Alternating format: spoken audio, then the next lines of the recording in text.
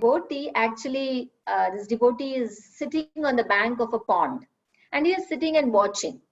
And then he sees that in the pond, there is one fish-like creature. It's not exactly a fish, it's kind of a lump of flesh, that's all. And it's there in the water. And the devotee is staring at that thing, that creature. And it seems like the creature just has its mouth open and is just sitting like that, not really doing anything else. And suddenly, a worm from nowhere just pops into the mouth of this creature. And the creature shuts the mouth and wriggles away from there. Just wriggles, it doesn't have any form, nothing. No fins, nothing really. So then this devotee has a fantastic realization. He says that, wow, just look at this. Krishna is taking care of every single creature. And this is the proof today I have seen. This thing didn't do anything. All it did was sitting there under the water, and from nowhere, a worm entered right into its mouth. And I said, exactly. This is what we devotees must be doing. Complete faith in Krishna. So he said that's it. I'm not going to do anything. I'm just going to sit here and fast and show this to the whole world. So he sat there and he decided to just fast a day and another day and the third day, and it's a week. And the devotee is just sitting there. Krishna finally arrives. And he says, son, what is it? Why are you not eating anything? Why are you fasting like this? Here, take this, please eat. And the devotee finally, is so happy, but he says, he has a little, he's a little problem with Krishna. He says, but what took you so long? 1 week? You could have, that creature was just there and that worm just popped into the mouth, and I'm here sitting, your devotee, that creature, nothing, we don't know what kind of a bird that is. Here I am, I'm your devotee, and here I'm sitting for 1 week. You took so long to give me something to eat. Krishna, why? So Krishna, he said, well, that creature, all he had was a mouth, and he made sure that he kept it open. But dear son, I have given you so many things. I have given you all your body parts, all senses, and your intelligence. What's happened to you? Why don't you use it? Yes, so this is one extreme where, we feel that, there's no point in raking our brains so much in just teaching few children. Yes, what's there? We have nice, Krishna consciousness is the ultimate thing, and Krishna is there to guide us. Yes, of course. But, the fact that we give importance to this, we value our next generation, will mean that we have to invest in our, in all our abilities and see what we can provide best for the next generation. And that doesn't mean that we don't depend on Krishna. Obviously, it means that. Yes, and there's this another very humorous story where it's actually a real incident where Srila Prabhupada, he arrives in one of the cities in US, and all the temple devotees, they were working all night just to receive him. So we've all heard so many of these pastimes, isn't it? Where the devotees, they go into a frenzy and they're cleaning up the kitchen, they're making up his room and all of that just to welcome Srila Prabhupada. So they were doing that all night, and finally Prabhupada arrived and he was giving a class. And there's this the hall is packed of devotees, with the devotees, and Prabhupada was lecturing, giving a class on Srimad Bhagavatam. But this is a story which Badri Narayan Maharaj, he tells this, and he says that I just peeped into the hall. I got one, a little opportune moment. I saw away from my services. I got little time, so I just peeped into the hall to see what's going on. And what did I see? I saw that the entire hall, all the devotees were fast asleep.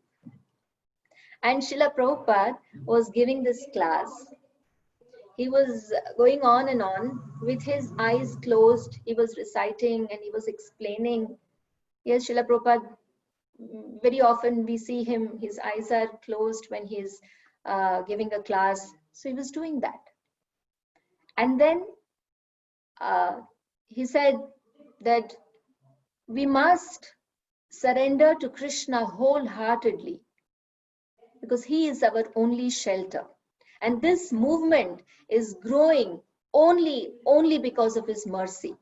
There is no other factor. He was telling this. And then he opened his eyes. He opened his eyes and saw this hall, this packed hall of devotees, all of them sleeping.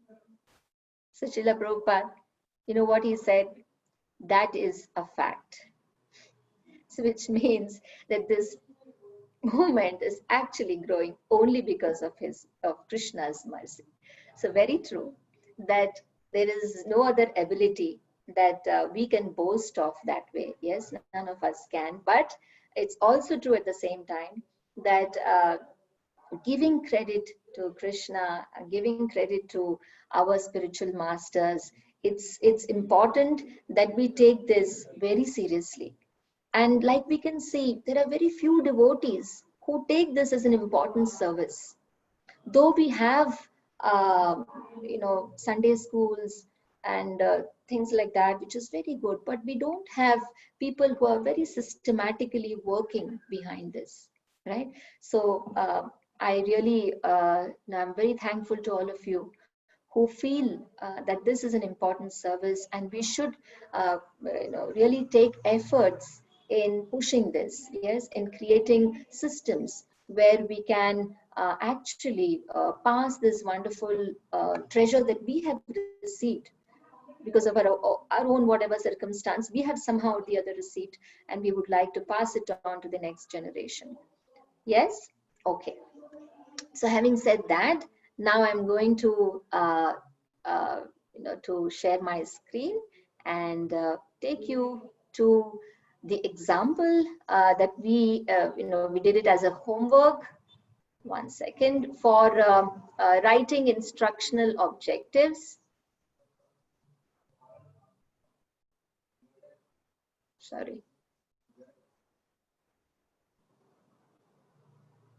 Okay, so all right. So let me go behind.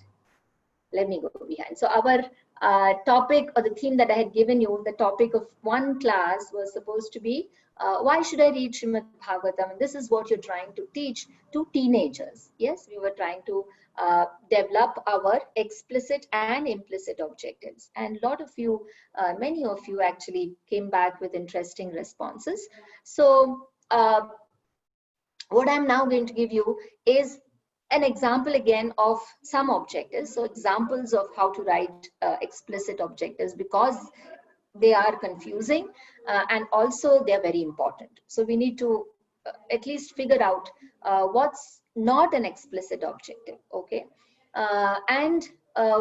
These objectives that I'm giving may not be all crammed up in one session or one class. They have to be distributed. So please remember that if there is something that you have to teach, it may not be possible to cover that topic in one class. Most definitely, this topic that we have, taken as an example on how to, why should I read, how to convince teenagers, what are the points that we will bring out that they should read Srimad Bhagavatam, definitely cannot be covered in one class. So what I am giving you is a set of explicit objectives here, which can be distributed over classes. Some examples here. Okay, so we can begin with something like list any 5 personality traits of successful people. Please remember, always remember that we are speaking to teenagers. What are they looking for? They are looking for acceptance in the society, and that's through different ways of success, isn't it? They like either to be some of them into academics, while some of them in sports, some of them in music, some of them in something or the other, and they're looking for things where they will be accepted, recognized, acknowledged, appreciated, all of these. So we have to talk in their language, and we say list any 5 personality traits of successful people, correlate the personality traits of successful people with their lifestyles. So we bring that out so the children should be able to correlate the things like, are these people, what kind of lifestyles do they have? Do they wake up early? Do they have reading habits? Do they have journal writing habits? Do they practice any kind of meditation? These are the things which you will bring out in the class, so that children by the end of the class will be able to correlate the personality traits of successful people with their lifestyles. Now you can identify at least 4 points of difference in the lifestyle of devotees and others. This could be one of the explicit objectives. So by the end of the session, by the end of your class, students may be able to do this. Then students may be able to list any 5 benefits that they get from reading habit. So they say reading habit improves my language, improves my focus, improves my general knowledge. All of these they will list through your discussion, through the way you are going about to meet these objectives. Then the students themselves should be able to evaluate what benefits they get from reading Srimad Bhagavatam. So it's like, okay, these are the 5 benefits I get from reading habits. So can I get these benefits from Srimad Bhagavatam? They have to evaluate that, right? They have to check. So it's like a checklist. Yeah, I think my language, yeah, Prabhupada says Srimad Bhagavatam's language, that is English, that he is translating it into, is of postgraduate level. It's really at a very, very high standard. So even, Arudha Mataji in her session, she mentioned how she has, taught her children based on Srimad Bhagavatam, language, grammar, so many other things, right? So that children, they have to evaluate themselves through something that you do in class. Yes, but by the end of the class, they should be able to do this evaluation. Then there can be an objective which says develop a personality development plan which will list the qualities that they would like to develop and how. So they create their own plan. Yes, so they create a plan saying that, okay, I think I want this and I can do it through this. This is again through some activity that you do in class. Now you can see there are so many objectives, and you should never cram all of these objectives in one lesson. Okay, these objectives are going to be distributed over a few classes, depending. You should time them, and then accordingly you will see how much and how Mataji raised a very interesting point of whether my group does it have that kind of a capacity, what are the learning abilities in my classroom, whether they are at different grades, in terms of age groups. All of that, looking at that, you will accordingly distribute your in explicit objectives. Now at this point, for this slide, does anyone have a question? If nobody has a question, then I'll move on. Okay, so somebody asked me right at the beginning of the session as to what is the difference between implicit and explicit objectives. That's not very clear. Yes, someone unmuted. Do you want to say something? Okay, so we did that last time and we'll reiterate it this time. There are certain words, or so I would say verb, yes, some words or verbs which are very vague. You cannot really figure out whether the child has been able to do it or not. Explicit objectives means they will give you evidence. The child should be able to write those 5 personality traits or speak of that, or they should be able to show it in the form of a role play, or they should be able to kind of debate. All of these things are there, but you can see I think they have got those 5 things, or I think they are able to list those 5 benefits by reading from, which you get from reading, generally reading, or then Srimad Bhagavatam, whatever that is. This is something which is achievable. There's an evidence, you can see that. But implicit objectives, like I said, they give a direction, that's it. So let me just stop sharing here and look at, I have taken down all your lists into one, all your objectives that you wrote here to me on WhatsApp. I have tried to put them on one page, and just let me look at some of the implicit objectives. Okay, so I'm giving you examples of implicit objectives. So for instance, there is an objective here which says that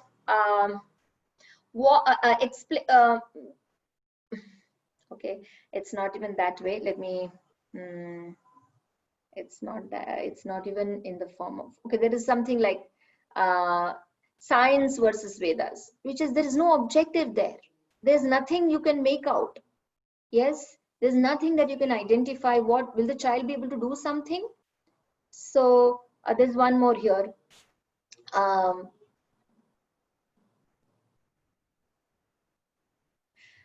They will understand who is Krishna. Now, they will understand who is Krishna is an implicit objective. But explicit can be, they will identify how for everything that is created, there are 2 creators, secondary and primary. And for everything that is created, the primary creator is Krishna. That can be a more clear, explicit objective. Yes, but just to say that they will understand who is Krishna is a very vague, long-term, implicit objective. It's an educational objective. Yes, we would like them to do that. The Brahma also doesn't understand Krishna. That's a different thing. But they'll be able to say that, okay, Krishna is the supreme personality of Godhead. That's another thing. Now, there are a few more like this, which were completely going towards the implicit goals. Let me quote a few more so that, yeah. So somebody said, okay, when you write also, what is Srimad Bhagavatam? That also can be a kind of clearer when you say, what do you want the children to do? Yeah. So then there is some more objectives there where you're saying who has written it and what is it about? How is it different from Bhagavad Gita? So they make those as your explicit objectives. So by the end of the class, children will be able to identify the author of Srimad Bhagavatam. They'll be able to list at least 5 topics from Srimad Bhagavatam. They'll be able to list or distinguish, give 3 points of distinction between Bhagavatam and Bhagavad Gita. You see, this is very, very straight. Then you are able to see it. Is that happening? Are my students able to do that? Otherwise, it's like we don't know whether we have been able to meet our own objectives. We can't evaluate our own class, right? So these and I'm going to also speak to you, give you an example here. One more example that Bhurijan Prabhuji gives a very beautiful example. Okay, where he clearly distinguishes between implicit and explicit objectives. So I'm going to, yeah. So now there is this implicit objective which says that students should be able to understand that all living entities who take birth in this material world must also die.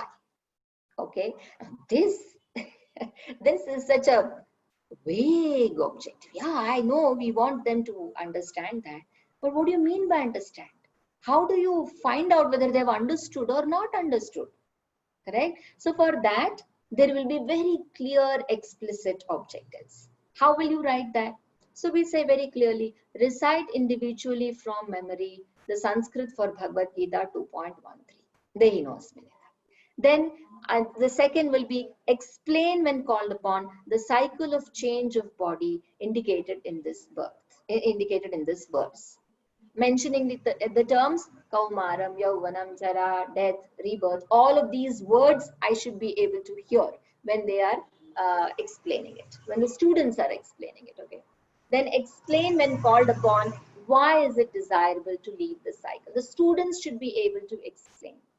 If you're able to meet these three, explicit objectives, then you know that, okay, my students have understood that all living entities who take birth in this material world must also die. Okay, so I hope this was kind of clear. If not, please ask me now, and I'll proceed towards my slides again. Does anyone have a question? Yeah, so okay. All right, so I'm going to ask you a question in that case. Let me know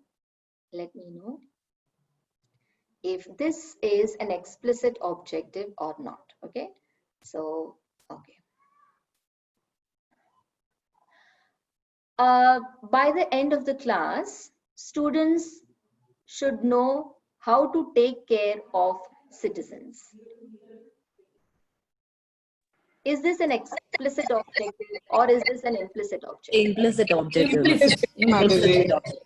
Isn't it? It's an implicit objective. There's nothing about it. What about it? Correct? What about it? How will you know that it's an correct? So everybody got it, that it's an implicit objective. So in order to figure out that it's an explicit, you need to be specific, right? Okay, very good. So I think you're going on the right track, and we'll proceed towards our point again. All right, there we were, and we saw these objectives.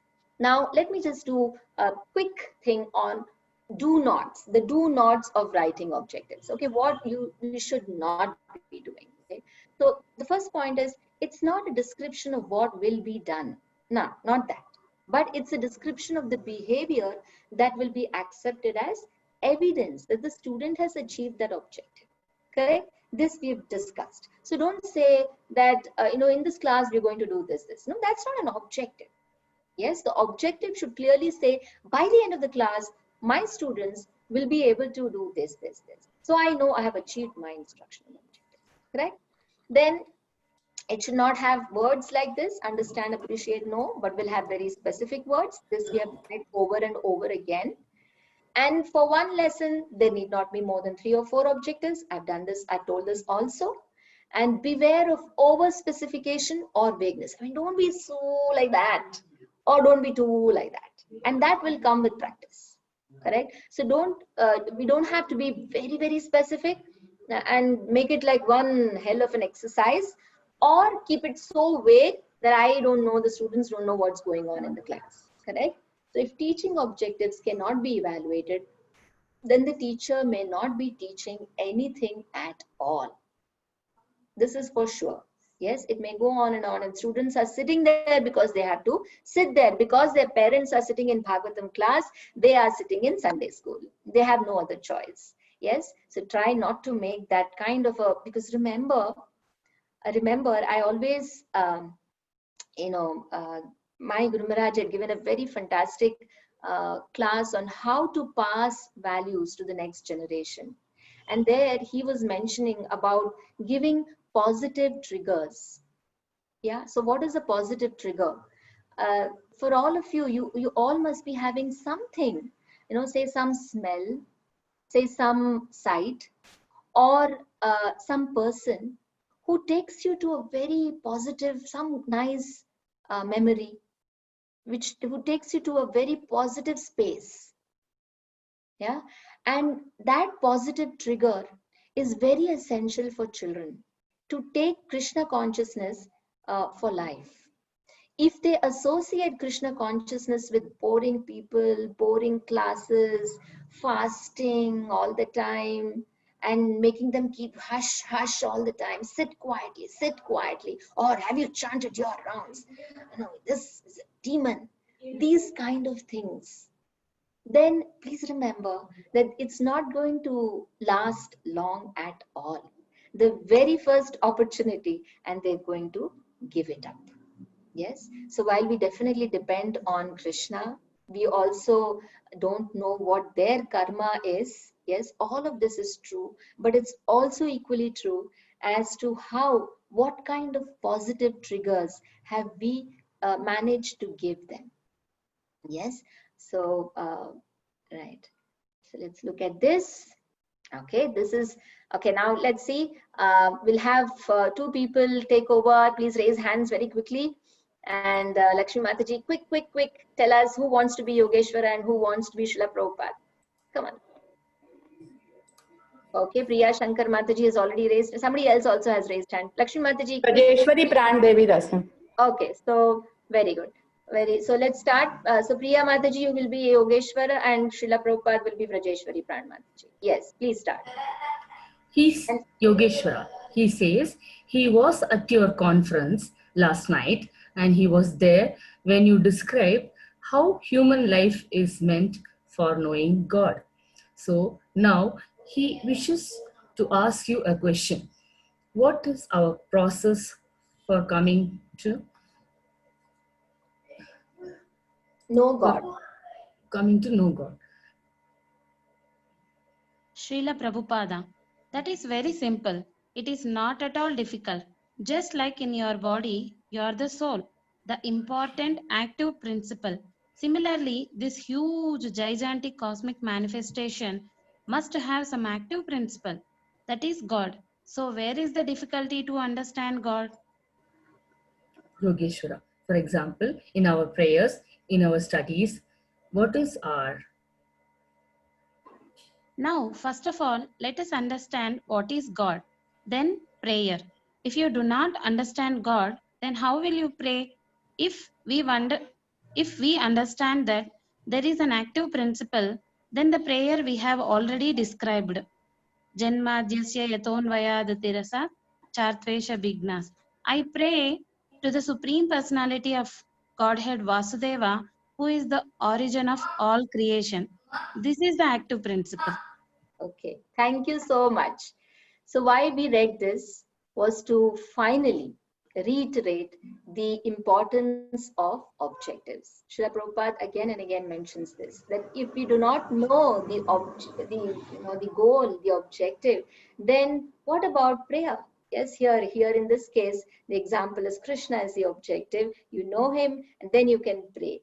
Yes, so similarly, we know our objective, only then we can move towards procedure, which is how to meet these objectives, right? If we can't do that, then if we don't have our objectives, we can't develop a good procedure, right? Okay, so now I invite, we have a teacher from Bhaktivedanta Gurukula and International School, Vrindavan, Grace Shamlata Devi Dasi Mataji. She has come here. She is going to present a class now.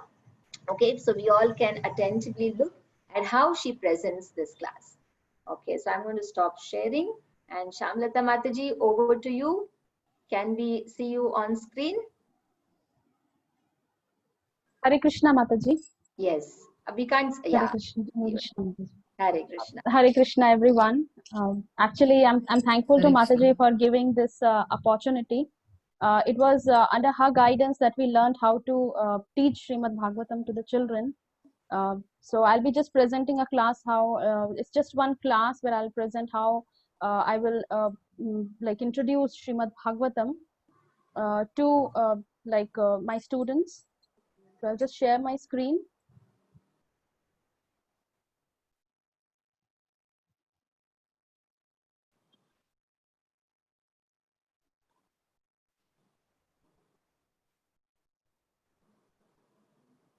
So this was the question given to us in the last session that we had. Why should we study Srimad Bhagavatam? So this is this is a question that stays in the mind of our children. Like whenever we go for the first time to teach our children, this question is there always in their mind because they have read literature in some other way. They have learned, because in our school English literature actually, like Srimad Bhagavatam, we teach Srimad Bhagavatam as English literature. So that is what they have. And this is what they study. So it is very important for us to actually like every year, it's now 4 or 5 years that we are teaching Srimad Bhagavatam. So we have to be very careful about this thing, that the students understand each and everything. like understand this concept, that why should they study Srimad Bhagavatam. So because so we are going to this is how I'll present my lesson the very first day. These are my implicit goals. By the end of the lessons, students will be able to develop a refined reading taste through reading of Srimad Bhagavatam. So they have read different kind of literature, but this is like developing a refined reading taste. This is very different from what they have read before. So this is my first implicit goal. The second is interrogate and debate their own beliefs and those of others. So this is very important. It's just not like they're sitting in the class, they're just hearing. They should also be able to share their views, to be able to talk, to ask questions. They should have an atmosphere like that where they're able to interrogate and debate their beliefs and debate with others, ask them, or this is how we do. Next is third is write down their own compositions, like a poem, a diary entry, story, like over the period of years. Actually they with every chapter, although we have poems, we have certain activities, but we still give them different situations. Like suppose you are Parikshit Maharaj, you have been cursed, how do you feel? So that is they do a kind of diary entry where they actually explain how they feel. So this is my implicit goal. And the last implicit goal that we always have in literature is to develop critical thinking. They should be able to actually develop their critical thinking skills by debating, by answering their, by questioning the thoughts of others, by relating them to real life situations. So these are my implicit goals. Next is explicit. These are my explicit goals. So explicit goals, I have kept just two because my intention, that's what I'm going to be covering in one class. So these two, the purpose of keeping only two implicit goals is that I'll be fulfilling, I'll be making sure that I get both of these goals by the end of the class. So the very first is differentiate between Srimad Bhagavatam and other forms of literature through an opinion poll. I'm going to conduct an opinion poll in the classroom to ask the children what would they like how can they differentiate between these two kinds of literature, Srimad Bhagavatam and other form of literature. Next is underline at least 3 ways of responding to situations in their lives based on discussions from Srimad Bhagavatam.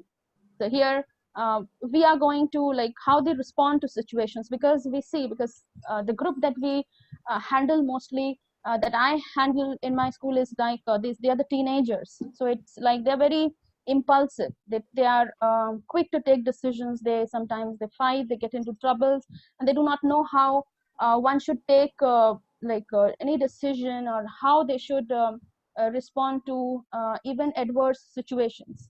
So this is we are going to be achieving in this lesson. Okay, this is how my opinion poll, this is how my board or my chart is going to look like when I enter the class.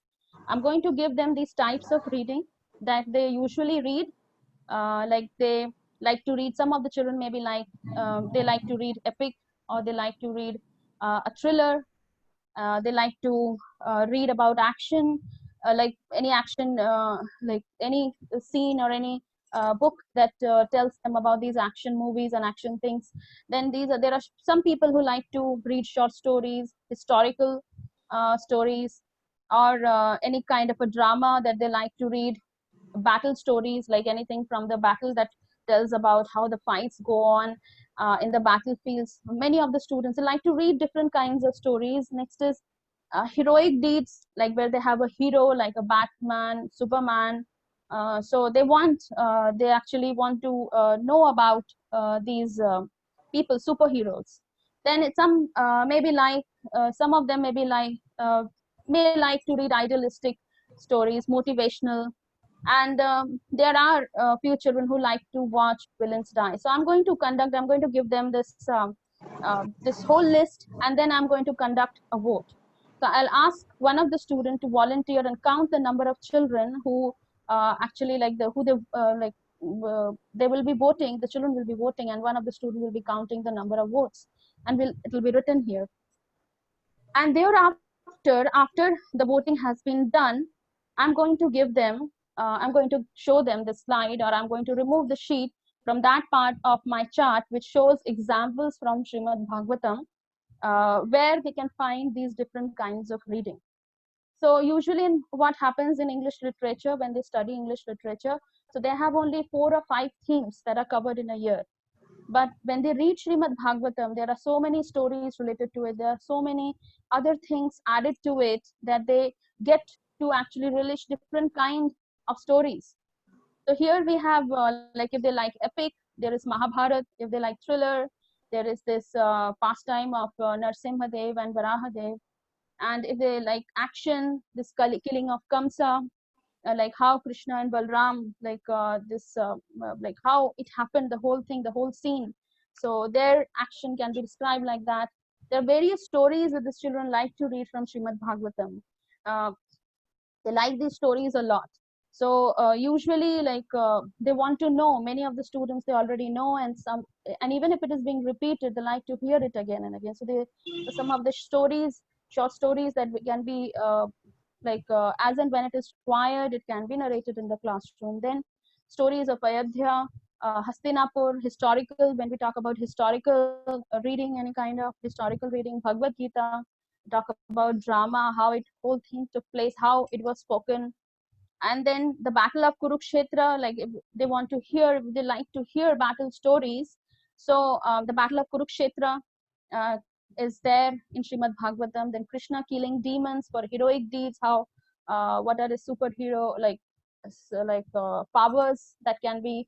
We have certain activities where we actually describe how like Krishna does all this, like how like where the children engage in activities like that, where they write about it. Then Lord Rama, when we are talking about any idealistic or suppose where something that's motivational, and some children who like to watch villains die, then they can also read the death of Ravan or Hiranyakashipu. So actually the reason behind giving them this list or making them understand is that in literature, in the kind of literature that they read, they get only a few things to read. There are few themes, but when we read Bhagavatam, there is so much of knowledge inside it. They are open to so much of knowledge. They're exposed to so many things that are being described there, that they can read, and actually it improves, it invokes their interest also in the subject. They want to know, they want to study Srimad Bhagavatam. They are encouraged to study Srimad Bhagavatam. The next, I'll go back to my second explicit goal, which is underlining at least 3 ways of responding to situations. So here we are going to give 2 situations to the children, where, and also on the basis of that, we are going to have a debate where we will ask the children how they will respond to such situations if they come across a situation like that. Like the first situation is Parikshit Maharaj hears about the curse, and he feels that he's right to get punished like this. When he hears about the curse for the first time, he doesn't repent, he doesn't feel bad that he's about to die in 7 days. Immediately he gives up his huge kingdom and all material attachments, ready to give up everything at that instant. He gives up everything. And there is the second situation we also read in Srimad Bhagavatam, first canto, that Ashwathama was grieving the death of his father, Guru Dronacharya, and he gets very angry, and he thinks he's going to retaliate by killing the sons of Pandavas, and then he even directs Brahmastra towards the womb of Uttara. So these are 2 different situations to respond in way like the people responded, these 2 people responded. So here the question to them is like, we are going to give them these 2 situations, then we are going to ask this question: how was these 2, how can they compare these 2 situations actually? Who was quick in taking a decision? Who took the right decision? What they think that who is the one who took the right decision? So what do you get to learn from the way they handle the emotions? Okay, so what do we get from both the situations? What do they get to learn from it? That how the situations, how like these emotions which like mostly teenagers face this problem. They're very impulsive. They don't know how to control their emotions, how they can actually handle these emotions.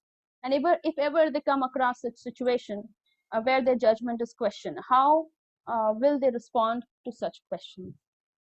So that is, we are going to allow them to debate in the class, and then we'll come to a conclusion. And I'm sure the conclusion would be that they should take time, they should give time to the situation, or there are sometimes they actually surprise you. When you teach Srimad Bhagavatam, there are so many things that we actually plan in the class, but when we reach the class, the students, when they direct the conversation, when they talk, when they debate, they come to different solutions, they come to different things. And I always get surprised with the way it goes on in the classroom. Thank you, Hare Krishna. If I made any mistake, I'm sorry for that. I'm speaking to such a huge group of devotees for the first time. Thank you. Thank you so much, Mataji. Thank you very much. And I'm sure that was an interesting lesson that you have presented, in the sense that it gives an idea to all the devotees here as to how to proceed. Yes, with writing instructional objectives, and then what could be some of the activities that you can actually employ in order to meet those objectives. Does anyone have anything to ask at this point? This is not for the one class. This is a topic covered for the week or something like that. No, it is not covered for one. This could be covered in one class. These Okay. the first opinion poll may not take much time, or it could be covered over 2 classes. If the opinion poll goes on for a very long time, then yes, then we'll have to split it over and go and keep the second objective to be met in the next class. But it was nicely organized, very nicely stepped, and I understand very nicely. Thank you, Mataji. Yes, it was very nice. Thank you so much. Anybody else has anything else to say? Mataji, thank you for the session, the demo session. So what I'm understanding is an objective is directly connected to an activity that takes place in class. It should always be like that, or is it something different? Correct, absolutely. So we planned this session accordingly, that there has to be an activity which is connected to the objective. Otherwise, how will you meet that objective, isn't it? So once you have clearly mentioned your objective, then you can go on to say, okay, how do I meet this objective? Obviously, it means that they are connected. Your procedure has to be connected with the objective. Otherwise, you're lost. So when you say something like children should know that everybody is born and everybody has to die, what will I do in the class? So what I end up doing, I end up telling them, almost like a lecture. I just go on and on and on and I say that. But when you're very specific, like what I just, the Bhurijan Prabhuji's example that we gave was very clearly, okay, memorize this verse, then we talk about the different stages, all of that we know, okay, then students have actually been able to meet those objectives, correct? So you're right. There has to be an activity which is directly connected with the objective. Thank you, Mataji. Anything else?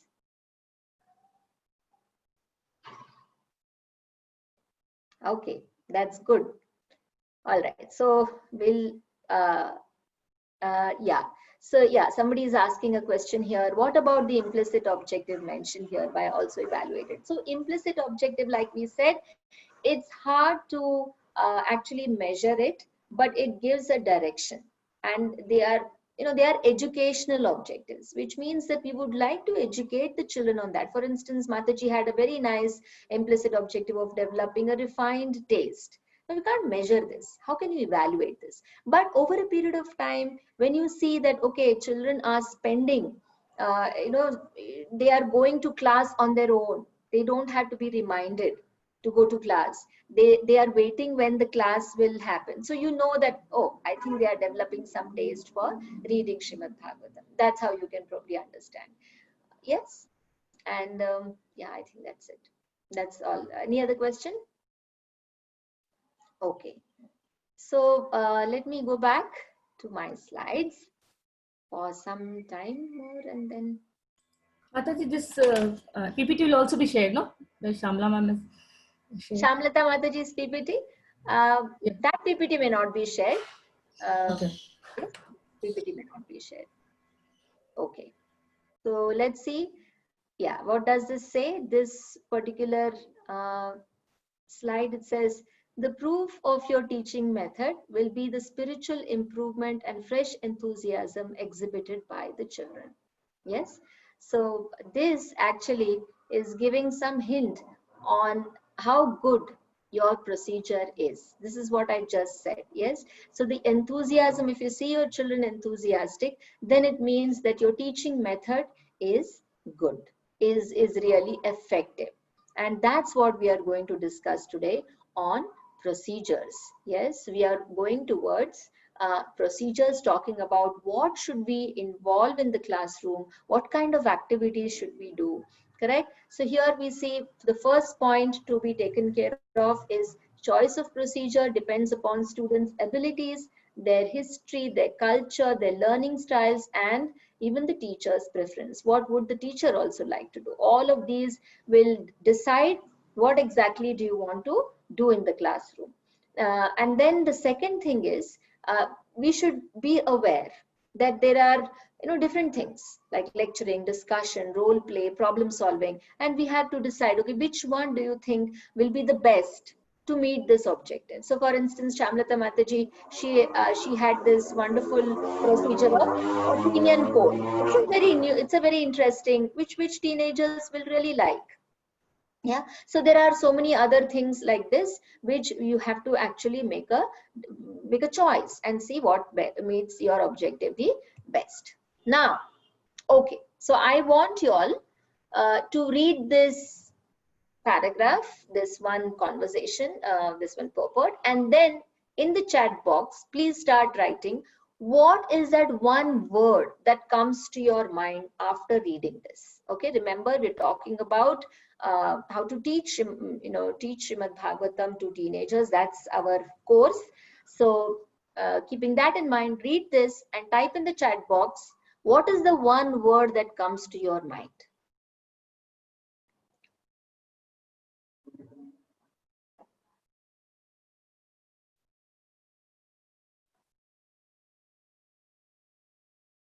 Okay, start typing and I'm waiting to see your response in the chat box. Okay, people have started writing. Very good. Let me see. All right. Relationship, friendship, praising. Okay. Okay. Very good. Keep going. There are so many participants. All of you must be able to write. Okay. Intimacy, sweet and intimate friendship, trust, trickery. Okay. Trust, mentoring, teaching, well-wisher, mentor. Very nice. Friendship again. Friendship, sweet and intimate, taught him by any way. Yes, okay. Different methods of teaching, authoritative, assertive, understanding. Oh, excellent. Very nice. Comfort, someone writes comfort. Mentor. Caretaking, someone writes, very nice. Accepting and going with the student, friendship and teaching, compatible in all circumstances, teaching methodology, fantastic. Trust, yeah, we did this, trust. Friendship with all angles, yes. Okay, I think many of you have typed in. Is there anybody else who would also like to type? Or, okay, there is one more. A relationship depends on teaching situation or condition. Very nice. Radha Krishna Prabhuji, Hare Krishna. Exhibiting different rasas of friendship. Unique teaching. Submissive. Okay. Very interesting responses are coming. All right. One has to be adaptive as per student. Okay, very nice. Very good. Very good. Okay, so I think you all have hit the nail.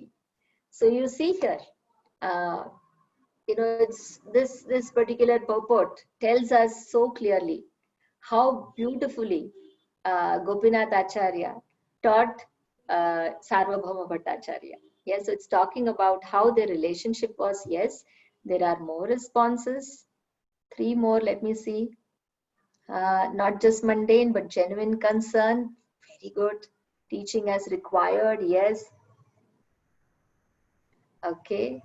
By teaching, making other understand different emotions and situations. By teaching, yeah, that's then teach based on student audience. Yes, yes. Very good. Correct. Correct. All of these are just giving us an idea. Whatever you have now listed, yes, these are actually the points that we need to take care when we are going to teach our students. So some of you, most of you spoke about relationship. Many of you spoke about, the situation, how it is.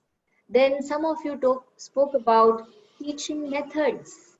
Yes, and that is what it is. So very clearly, this slide is telling us how important is variety. Yes, variety in teaching, correct?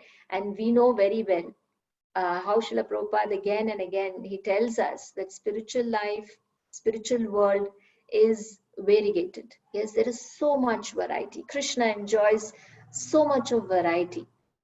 Yes, in terms of his relationships, in terms of his emotions, in terms of his expressions, there is so many varieties. So what makes us think that our students don't need it? Yes, Srila Prabhupada has given us so much variety.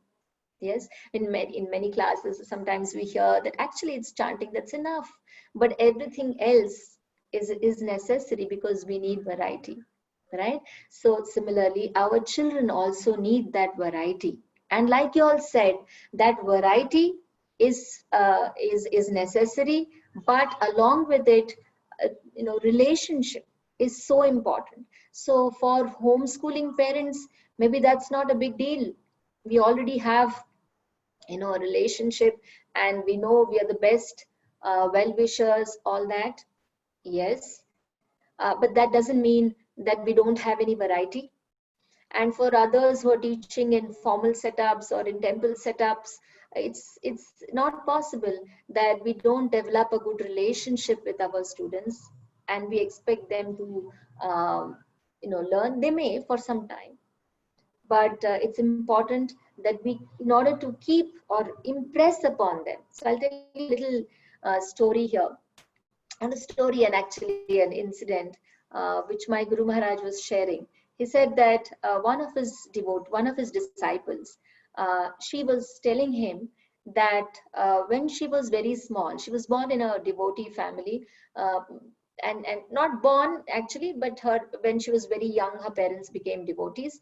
So they would take her to the temple, and she would go without fail. Every Sunday she had to go. And she says that I didn't like anything in the temple. This is in Russia, okay? She's a Russian. She says, I didn't like anything there. I didn't like I didn't like what they used to speak. I would not like the devotees, how they dressed. I didn't like anything. But all I liked was this one Mataji, who would invariably, she would come to me and she would speak to me. She would ask me how I was doing, and I would show her my drawings, and she would be so appreciative, and she would show so much interest in what I am doing, how I was feeling. And that's the only thing I would go to the temple for, this Mataji. So you see, now she is an initiated disciple of Guru Maharaj. So you see that it's probably not the philosophy. It's definitely not those long lectures. Nothing of that will draw children towards you. Definitely a friendship, like you all mentioned, a relationship with them. And we all know that as children progress towards teenage, it's all the more important. Yes, we hear of this shloka so many times. Lalayet panchavarshani, dashavarshani tadayet, prapte tu shodashe varshe, putre mitravadacharye. Yes, we know this, that as the child enters his teens, then he has to be treated as a friend. And for that friendship, there is much that has to go in. Yes, there is much time, there's much exchange, interaction that has to be built upon to make this relationship really meaningful, so that they learn from us. Yes, so variety is important and relationship is also very important. And thank you for such wonderful responses that you gave. Does anyone have anything to comment, suggest, or question at this slide? All right. So if you don't have any, then I'm moving on. And I'm looking at this one today, one way that you can actually deliver, in the sense, the one way of teaching is the most common, which is lecturing. Correct? Lecturing is one of the most common methods of teaching. And while we all know the significance of it, we all sit in Srimad Bhagavatam classes and we know how important it is. But again, teenagers, they have so much variety outside. And that's why it becomes all the more challenging for us to bring in variety even into our classes. So I'm not saying that we, actually become like ringmasters and circus and all that. No, not necessary. It's not that. But definitely at the same time, like I began today's session, no extremes. Not here, not here. We don't want to be a joker in the circus and keep showing them tricks. No, not that. But at the same time, we don't want to say that, oh, I'm in, Sattva Guna, I cannot actually crack jokes in the class, or I'm not going to tell them anything. No, they need humor. They need suspense, like we just saw. What teenagers are interested in, so many things. And your lecture will need to incorporate all of this. There has to be some amount of challenging. And teenagers, they love it. Yes, they love challenges. They like to be given deadlines, and that works so well with them. So deadlines can be in terms of time, in terms of some activity, something to accomplish, in terms of the challenge can be in terms of something which they haven't ever thought of before, whether they can do it or not. You're actually tapping their potential, and they like to respond to that. Yes, so many teenagers, they share about the difficulty of stage fear. Correct? And we can use our Sunday schools, all of these as platforms for teenagers. I don't see that much happening. It's mostly a very routine class. Where do we invite them to come and give classes? That's not happening. Where do we invite them to come and speak to begin with? Yes, so it's important that we involve them where they are challenging their own abilities or their own perceptions. मैं ये नहीं कर सकता. That's what it. And the parents also say, नहीं ये नहीं कर सकता. No, let's challenge that, and let's see how they can actually transcend that. And teenagers mostly, of course, keeping in mind their personalities. Yes, keeping in mind their personality is very important. Not that, some children are very comfortable in doing things behind the curtains, and that's good. Let them do that. Let them be engaged in things behind the scene, but to their potential. And the more we involve them there, in our movement, mostly the youth communities that have come up, so many we have. Yes, we do have a lot of youth programs and things like that. But teenagers, it's one group, and especially those who are coming from devotee families, or those who are coming from just fresh new devotees, who, they also, they kind of totally confused where to go, what to do. They don't like listening to stories like small children that way. Yes, the way you tell the stories to teenagers will be very different from the way you tell stories to little children. So tap those points, challenge them there, bring them to the platform, give them opportunities. Correct? And then the second one is about demonstrating. And demonstration means, so I'm going to all right, maybe share, all of you know this, about the story of King Chitraketu. Yeah, and when Chitraketu was extremely totally in sorrow, completely frustrated with the death of his son. Narada Muni and his friend Parvata Muni, both of them come there and they're trying to explain to King Chitraketu, but then what we see there, a very interesting thing. Narada Muni, what does he do? He actually brings that dead son back to life and instructs King Chitraketu. That is demonstration. How beautifully Srimad Bhagavatam is giving us different ways of teaching. Yes, and that's what Shamlata Mataji did today. She demonstrated a lesson, right? So we may have so many, conversations, but as the demonstration will give a very different impact. And for that, you need to invite people. You need to do something in the class, show them something where you're actually demonstrating in your lecture. It's a variety. Then questioning. This is so important. So questioning need not be all the time in the form of a confrontation, which is a very wrong thing to do. Yes, this is again something which I will focus a little on. So many times it happens that teachers, they want to confront their students.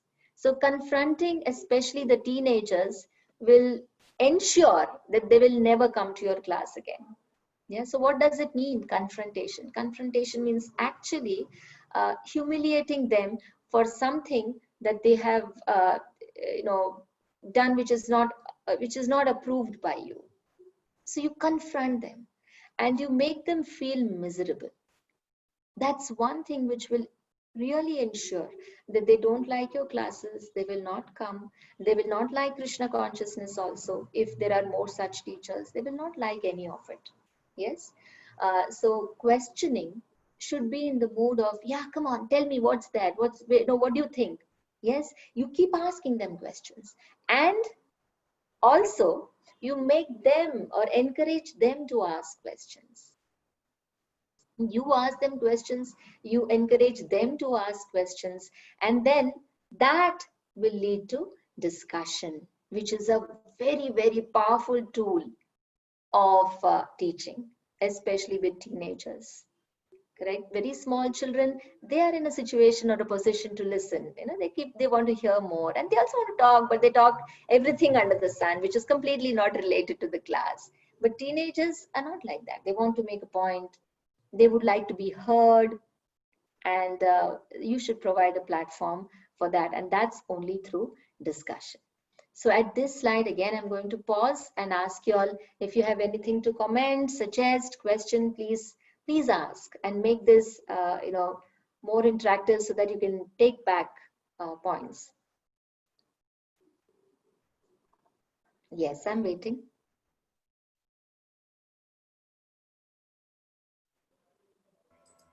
As you said, that questioning part, Mataji, for the teenagers, and as you said, it should be interactive, that they also participate, not saying that, hey, no, this is not good. But I have experienced that when you go into their level, no, they're ready to accept you as a teacher, and the class is not boring for them. So when they some gossip apart from your studies, it gives them more participation in that particular topic. Apart from the regular teaching, if you take some other topic, they get involved in that. That's a very good point, actually. Yes, very true. Very true. Yes, anybody else? Mataji, the demonstrating part, can we have an example, like what actually we expect from demonstrate, what we can demonstrate to them through stories, or how to demonstrate a particular activity to them? Okay. So yeah, demonstration can be in different ways. So today, if I had to teach you procedure, objectives, and how procedures should be in accordance with the objectives, we invited a teacher and we did that. Yes, that was a demonstration. Now for you, if you want to teach a particular thing, say for instance, you are talking about personality traits of a successful person. Yes, you invite somebody among the devotees who's very successful and question him. have an interview session, have the teenagers interview that devotee who's very successful. We have so many devotees who are doing very well materially. Yeah, they're successful in every which way. So you invite them to the class and say that, can you give 20 minutes of your time for our teenagers? They have some questions for you. So you keep a list of questions, you tell the teen, they get excited. You say that, oh, we have invited, Sudhir Gopal Prabhuji, who is the CEO of so and so. I'm just joking. I don't know what he's doing, but we're inviting him, and please, these are the questions that you can ask him, or you come on, make questions on your own. They'll be very excited to do that. And through those questions, they'll be able to find out, okay, what lifestyle, what are his beliefs. You can invite others also, totally, not necessarily devotees, other successful people who are in the mode of goodness, who don't have any other, issues that will get highlighted in the course of the interview. But that, that person follows a very, sattvic lifestyle. You can invite that person, make that person, he will inspire them to follow a routine. It's very important. We straight away go to chanting 16 rounds, whereas our children are struggling with waking up in the morning. Yes, so develop good habits. So in order to develop those good habits, it's good to invite someone. That's a demonstration. Yes.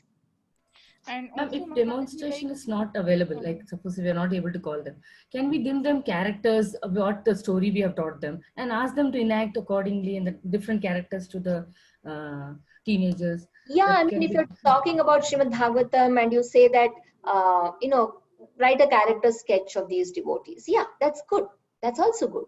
But variety is that you are trying to make it more exciting. Yes, more spice. When they are seeing a person actually come there. And then you talk about, look here, look at this character now in the Bhagavatam. And then try to relate between what this person, he spoke to you just now, and what are the qualities of say, Parikshit Maharaj, or somebody, any character of Srimad Bhagavatam who you would like the children to learn from, some points from there. Yeah, it's okay. This is also okay. But I'm just giving you options. Yes, wherever it's possible to, execute that option, go ahead. So Mataji, what are the different examples of demonstration? Like one would be to invite somebody, but what will be the other ways to kind of demonstrate?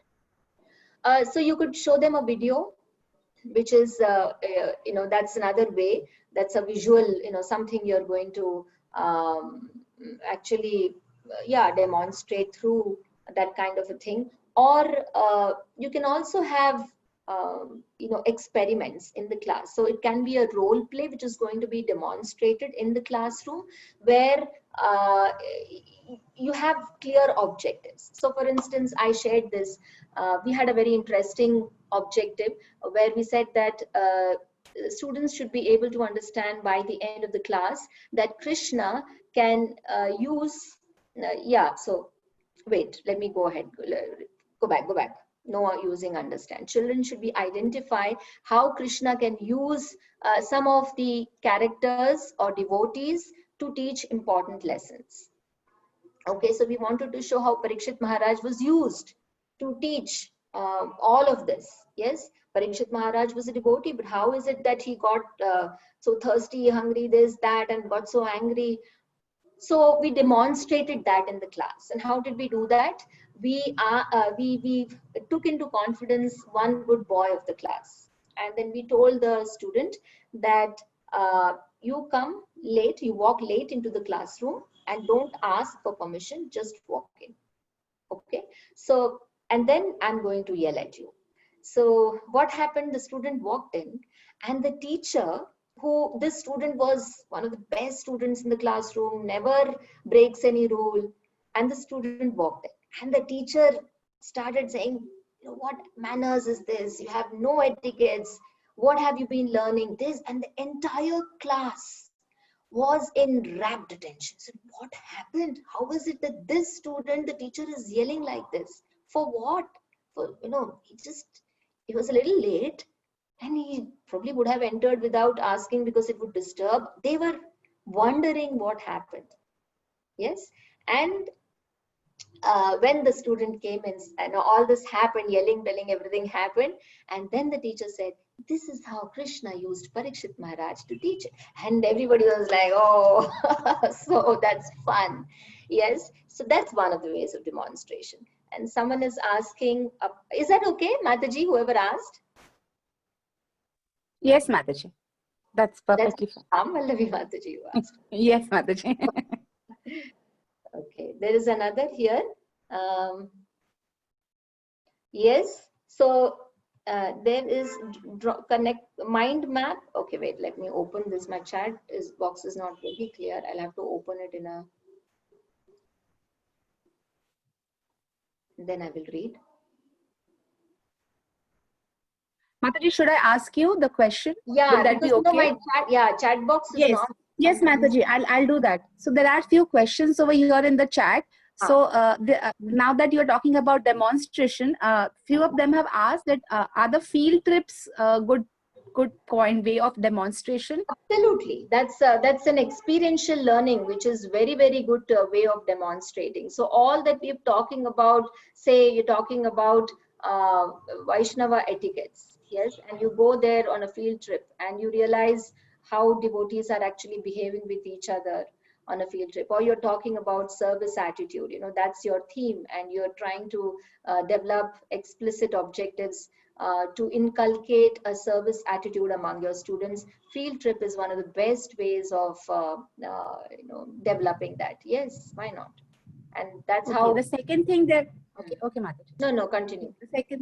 The second thing is like, somebody's asking about drawing diagrams and symbols connecting mind maps. Is that also kind of a demonstration, Mataji? Yeah, you can keep it as demonstration. So yeah, no, why not? So we did things like Venn diagram in the classroom. So Venn diagram is a very mathematical concept, and we brought it into Srimad Bhagavatam, and we said that, okay, I think I have it somewhere. Not sure if I'll find it, but I can share that. Just a minute. Am I sharing my screen? I'm not sharing my screen, no? No, Mataji. Krishna, what happened to this? Okay, I'm not able to, here it is, okay. I have a very interesting,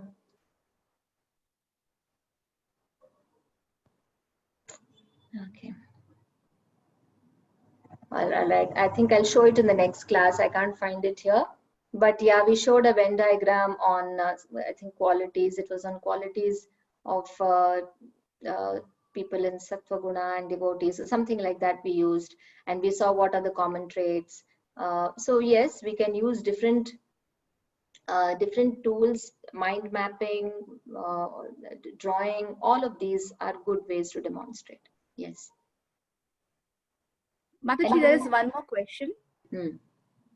The question says, if student is attentive, then only he will be inspired to ask questions. How to inspire inattentive students?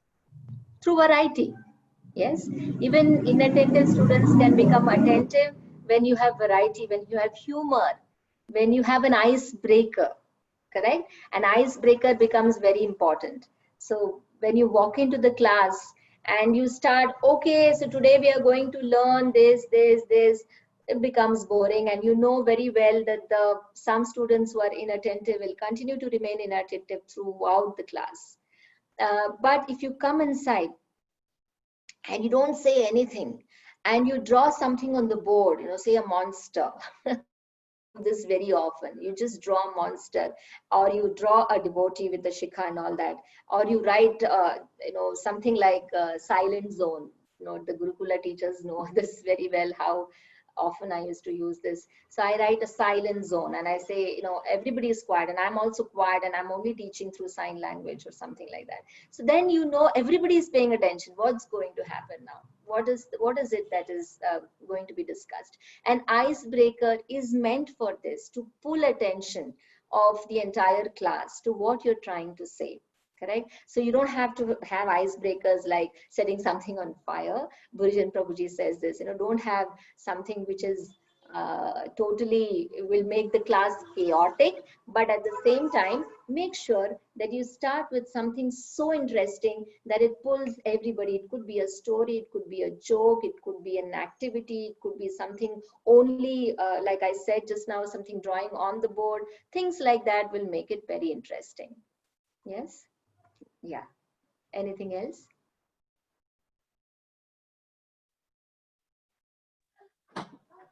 There's one comment, Mataji. It says, this young generation expects a lot of innovative things from us in teaching or lecture. Very true. Very true. As teachers, as teachers of a school, we know that young children, they do require, because like I said, they have a lot of variety outside. Can you compete with that? Can you compete with the television? Can you compete with the internet? You really can't compete. They have so much of that. They have so much variety. Things are happening fast. They're getting so much information. Who are you? So unless you you make your classes interesting, along with developing relationship, along with being relevant, and also along with prayers, it's not going to work. Yeah, especially for topics like this, where, means Srimad Bhagavatam and things like that, where it's hard for them to see an immediate outcome. They don't see how they're going to grow. So yes, you need to keep thinking of ideas and ideas, how to keep them there in the classroom, present in the classroom with all of us, and at the same time, not make it so chaotic. That's not expected, definitely not. So it's important for the teacher to remain in the mode of goodness for that. Very important. Otherwise, we end up, because there's a lot of passion in the classroom. So yes, we need to address that. Students are mostly in the mode of passion, teenagers especially. So we need to address that. But in the next class, I would like to speak about these things as to how to keep that environment respectful, engaged, and responsible. So, we need to have these three things very much in the classroom. Okay, this may be anything, not just classroom. It may be even a Sunday school, where I have seen sometimes it's hard. They're just pulling the children and making them sit there. Yes, small children and teenagers, they are sitting with such a bored look that when will this get over? It's hard. It's very hard. And it's not the teacher's fault always. It's not. But then let's make the effort as much as possible. See, if the child is very, very used to gadgets, very used to a very fast paced lifestyle, then it becomes very difficult for the teacher to keep that student engaged in the classroom. That's something which we need to accept, which is why we have to focus definitely on, at least as parents, devotee parents and community, we need to focus on these lifestyle issues among the next generation, most definitely. And this is a step towards that, how to bring in Srimad Bhagavatam and help children develop better aims and goals in their lives. Yes? Yes. Respectful, responsible, and engaging. That's right. So that we'll do in the next class. We'll also talk about different ways of variety. I'll give you some more examples. Lecturing was just one way. We'll have more things we'll include. Then we'll talk a little bit of storytelling also. What kind of what can be the style of storytelling for teenagers? What kind of stories we can tell them? And also an important aspect is discipline. Many parents, they keep asking this about discipline. Yes, how to make them more disciplined. So we'll speak about that. One is about discipline in a classroom setup, and another is a general discipline lifestyle, which is again a hard topic to hit on because it depends on the family environment. Yes, but we can definitely speak more on how we can keep a class more disciplined in a school setup, in a Sunday school setup, and even in the home setup. Yes, yeah, that's something which we will do next time. Is that okay? Is that okay for today? Now from you, I just want, you have to just unmute yourselves and give me a few points, just one word or phrases, that's it, or on what you took from today's session, very quickly. Please unmute yourselves. Building relationship. Building relationship. Okay, very nice. I've just got one. More interactive. The session should be more interactive. Interactive, very nice. Interactive class. Ways of teaching. Ways of teaching, different ways of teaching, very nice. Creativity, Inquisitive. Mataji. Creativity, yes, yes. Variety, Mataji. Variety. Variety, yes, variety. Inquisitive. Inquisitive, very good. Yes, we should tap that inquisitiveness. Positive triggering. Positive triggers, excellent. Thank you, Mataji, for remembering that. Thank you. Hare Krishna. Discussion, Mataji. Discussion, yes, how important it is to discuss rather than just keep it one way. Children don't like it when there is gyan flowing from one point to the other. Yes, they would like interaction. Yes, 7 points. What else? Clarity and relevance. Relevance, very relevant. The lifestyle for children, students. Sorry? I couldn't hear. Mataji, demonstration. Demonstration, demonstration, yes, different ways of demonstrating, correct. Objective should be connected to the activity. Yes, very good. Procedure should be connected to the activity. Excellent. How to change students' lifestyle. We just touched upon it. How to change students' lifestyle. Yes.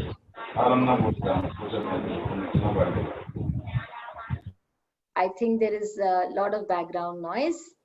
Icebreakers. Creating things, Mataji. Icebreakers. Very good, Rasapriya Mataji. Thank you. Yes. The class should have explicit objectives very clearly before going to taking the class. Very good. Before going to the procedure, your explicit objectives must be very, very clear. Okay. So now we have discussed, so far we have discussed about objectives. We have discussed, we have just hit upon the procedure. And in the last class, I spoke about the structure of a class. Does anyone remember how should a structure be? A broad structure of one class? There should be icebreaker, procedure, reading, discussion, activity, and wrapping up. That's all in the procedure. And wrap up. Wrapping up the class. Very good, very good. Thank you, Sarika Mataji. Now, can someone tell me in today's session, what was the icebreaker? The story. The reading. You drew monster and you just made them to be silent without asking anything, Mataji, in the class. No, that was an example. But here in today's session, the icebreaker, someone already said. Devoting story, Mataji. Devoting story you have started with. Yeah, that's right. That's Silent right. method. Silent, like That's how an you call example. No, what I'm asking you now is in today's session, okay, about on training the trainer, this entire session that you have just seen, it began with an icebreaker, and they have rightly identified that the story was the icebreaker. I told stories on two stories on Two extremes. elaborating, two incidents, two stories on saying that how we don't have to go on either extreme, on saying that no, it's important for me to do everything, or no, forget about it, everything, we just depend on Krishna. Okay, so that was it. And then what was the procedure?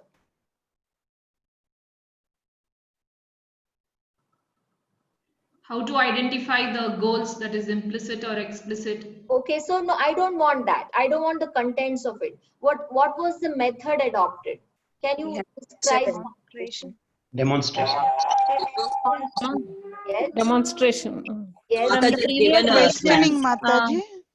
Yes. From the previous session, what was not clear, you have taken up that part and started the session. Correct. Very good. So we recapped a few things and then we continued with that. Yes, through discussion, we did that. I hope you agree that we discussed a few things. Interactive method of teaching. Yeah, interactive method of teaching. Correct. Gopinath Acharya's story, someone said, I brought in there to describe about variety and relationship. Okay, and how did we wrap up? By questioning one word, what you understood from that. What do you think about that Yes, one word? one word for reflections. Yes, that's how we completed the class, the session, and let's see what we do in the next class. I hope it will be exciting to hear about more and more techniques of a class, a delivery, how to deliver a class, and also about discipline. These two things we will handle in the next class. Hare Krishna. Thank you so much to all of you. Hare Krishna, Mataji. Thank you. Thank you, Mataji. It was a wonderful class. Hare Krishna, Thank you, Mataji. Mataji. Hare Krishna. Can we share the PPTs, Mataji, please? Yes.